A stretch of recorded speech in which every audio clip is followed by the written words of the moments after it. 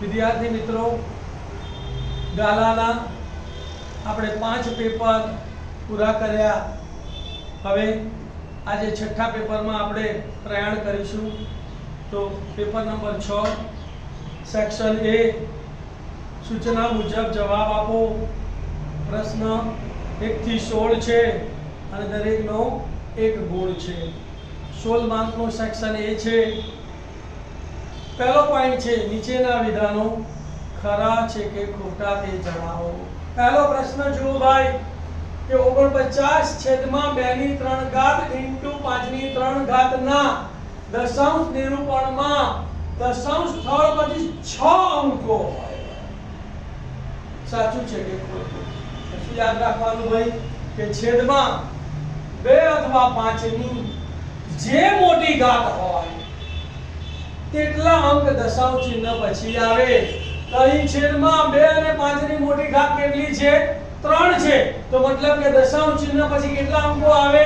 3. અહીંયા આપણને કેટલા કીધા છે? 6. તો માટે આપેલું વિધાન કેવું છે? ખોટું. તો ખોટું. ખ્યાલ આવી ગયો? શું યાદ રાખવાનું છે કે છેદમાં 2 અથવા 5 ની જે ઘાત આપી હોય એમાં જે સૌથી મોટી ઘાત હોય એટલા અંકો દશાંશ ચિહ્ન પછી આવે. આ તમારે યાદ રાખવાનું છે. ક્લિયર? ઓકે. બીજો પ્રશ્ન, જો ત્રિઘાત બહુપદી p of x બરાબર ax નો ઘન વત્તા bx સ્ક્વેર વત્તા cx વત્તા d ના બે શૂન્યો શૂન્ય હોય તો c બરાબર d બરાબર 0 થાય. હવે આપણે ઊંધું લઈએ કે c અને d બરાબર 0 લઈ લઈએ તો એના શૂન્યો શોધી કાઢીએ. p of x બરાબર શું આવ્યું?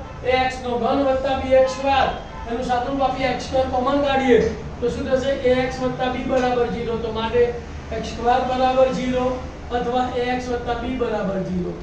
0 નું વર્ગમૂળ 0 અને બીજાની વેલ્યુ કેટલી આવી? પ્લસ b સામે જાય તો માઈનસ, અને એક ગુણાકારમાં સામે જાય તો ભાગાકારમાં. તો શૂન્યો 2 મળે છે, પણ અહીંયા આપણને શું કીધું છે? શૂન્ય 0 હોય. બે શૂન્યમાં એક શૂન્ય 0 છે. તો માટે આપેલું વિધાન કેવું છે? સાચું છે. બરાબર ને? ત્રીજો દાખલો, tan 47 ભાગ્યા cot 43 બરાબર 1. તો મેં તમને શીખવાડેલું કે જ્યારે sin cos tan cot કોઈની પણ 0 ડિગ્રી 30 ડિગ્રી 45 ડિગ્રી 60 ડિગ્રી કે 90 ડિગ્રી સિવાય કોઈ પણ મૂલ્યો આપ્યા હોય તો શું કરવાનું? બેમાંથી એકને ફેરવવાના. sin cos માં ફરે, cos sin માં ફરે, tan cot માં ફરે, cot tan માં ફરે, sec cosec માં ફરે અને cosec sec માં. અહીંયા tan અને cot આપેલા છે તો બેમાંથી એકને ફેરવીએ તો tan 47 છે તો tan θ બરાબર cot 90 minus theta. શું લખીશું? tan 47 ની જગ્યાએ cot 90 minus 47. 90 માંથી 47 ગયો 43 તો બરાબર cot 43 ઉડી ગયા. તો જવાબ કેટલો આવ્યો? 1. જવાબ અહીંયા 1 કીધું છે, માટે આપેલું વિધાન સાચું છે.